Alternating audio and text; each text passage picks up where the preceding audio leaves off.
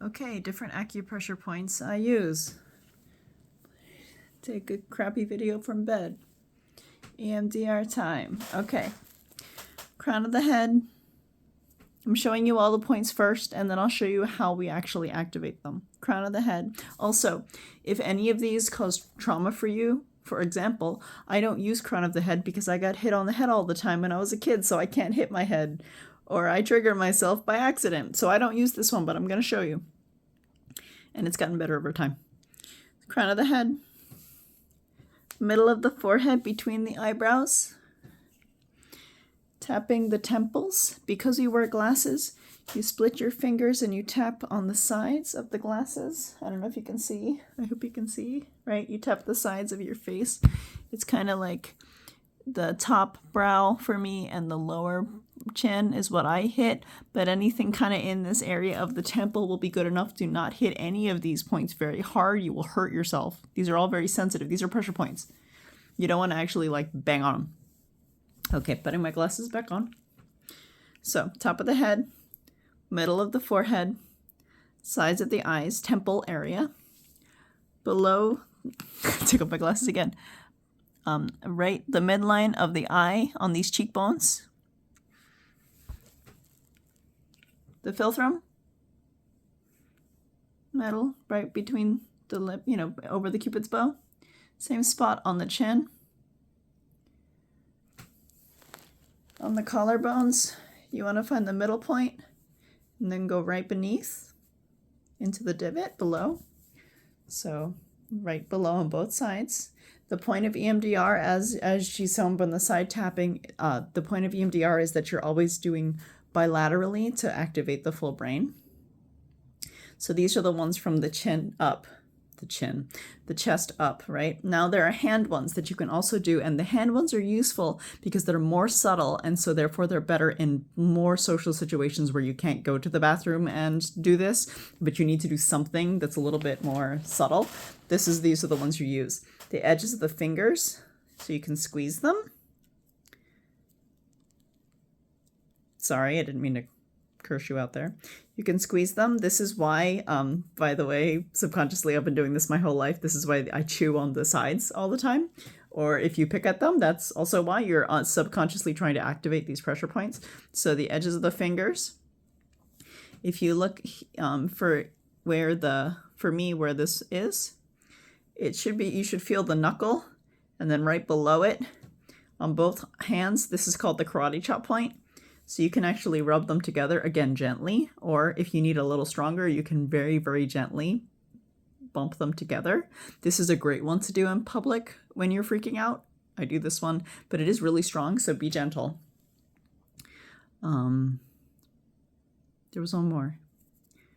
Yes, sorry, wrists.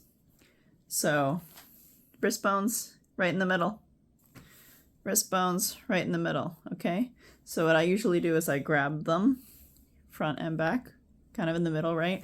Front and back, and I very gently massage, and the other side gently massage. When other people are having panic attacks, I will use the hand points also to help neutralize it, especially this one. This one works really well if you need to stop an attack that is ongoing. Any of these will work to stop an attack that's ongoing, but if you're doing it on someone else, these are the ones that are the most accessible, right? Because if you're like touching someone's face, they usually get a little weird. Tie my hair. Okay, so this is how it looks. So that's step one. Step one is identifying all the different acupressure points in the body. I'm going to review them one more time really quick. Top of the head, forehead, middle of the forehead, temples around the glasses, under the eyes, on the cheekbones, philtrum, same position on the chin, middles of collarbones right underneath the bone, underneath the collarbone, the karate chop points on the sides of the wrists, each fingertip or the edges of each finger you can also squeeze, and then the wrist on the front and the back. This has been called a butterfly hold. I know so this entire technique that I'm calling you is called the emotional freedom technique, which sounds like absolute fucking bullshit. And if it didn't actually change my life, I would think this was crap. But so that name is stupid. It can also be abbreviated to EFT to sound a little less stupid, or what I like to call it, and what most people call it, tapping, which just sounds more normal. Fucking hippies made this shit up. Okay. The butterfly hold, though, is one that you can use, and it is that same point that I told you underneath. It's you cross, and then you just tap. If you're like really having a hard time and you can't like and you just can't make your body like move or listen to you, this one can be a good one. And then the other one that I'm going to show you, remember I said that the lying position that she used was activating this point. We're going to activate it without lying down. You make your hands into an L. This one is really good if you can't do shit, and especially if you're in public. This one is really great because this is a really, really powerful position. I forgot what this hold is called, but you make your hands into an L, stick that right up in your armpit. I know, super sexy. Close it up. Okay. Wrap around to the other hand. You want to use your right hand under your left armpit because you need to do this right next to your heart. Okay. That's where the spot is. You can do both, but this one's more powerful because it's closer to the heart and it's closer to the lymph nodes in your vascular system, which is what it's activating, is closer on this side. There's just more of it over here. So under the armpit, close it up, hold your other arm, and this is it. You don't do anything. You just sit in this position. This position will calm panic attacks, will calm all kinds of shit. You can just sit here. You will feel it working on anxiety within usually a minute or two. This is good shit. I used to use this position all the time when I needed it. I haven't needed to in a really long time. Okay. So those are the points. That was step 1. We're going to go to step 2 now, which is how to use these points. You want to do light tapping. I want to maybe get close so you can like hear how hard I'm hitting myself. It's like this hard. I don't know if you can like hear, but it's really, you can see like I'm not doing hard, right? It's about this like level of intensity. When you're really triggered and super in your emotions, if you're like me, when I get really worked up, I want to like hit the shit out of myself, which makes sense because I got hit a lot. You may not react this way, but I'm saying it as a caveat. If you notice yourself doing that, make yourself not do that. It's not good for you. These points are very sensitive. Like they hurt if you hit them real hard because they're pressure points. So be nice. So the way we activate these points, you use both hands. If you're in a pinch, like for example, I've done this shit while driving, obviously one hand is going to be on the wheel at all times. If that's the case and you only have one hand, then you only have one hand. That it be like that. But use 2 if you can because it activates the whole brain. It's like more powerful, more potent, and it fucks around with your brain a little bit less. Okay, so top of the head, you tap. And so the way we do it, I'm just going to, without any words, rather, I'm going to tell you the points I'm hitting, but I'm not going to like do anything else. So this is how a tapping like wave looks for me. Top of the head, forehead, temples, cheekbones, philtrum, chin, clavicles, collarbones, karate chop, wrists, and then I just start over.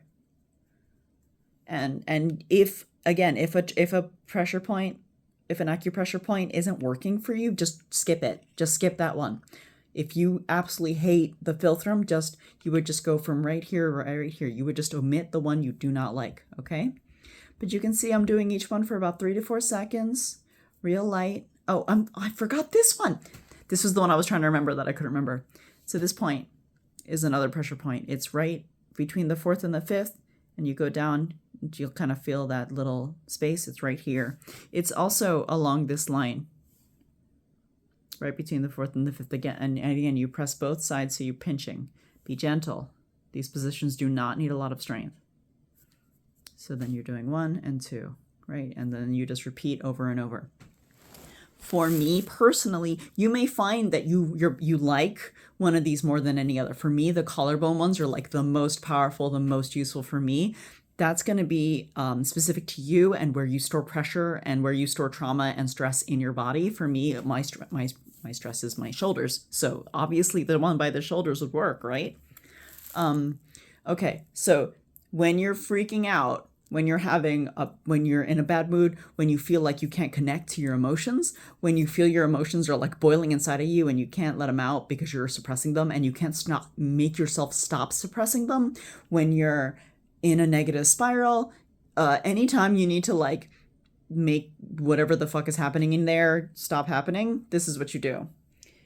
The first thing you do is I'm teaching you that you're doing this tapping the whole time that we're saying what we're going to say. So we're going to do a patter of kind of a rehearsed speech with the motions. Doing both together is how you work through the trauma. The talking is what works you through it.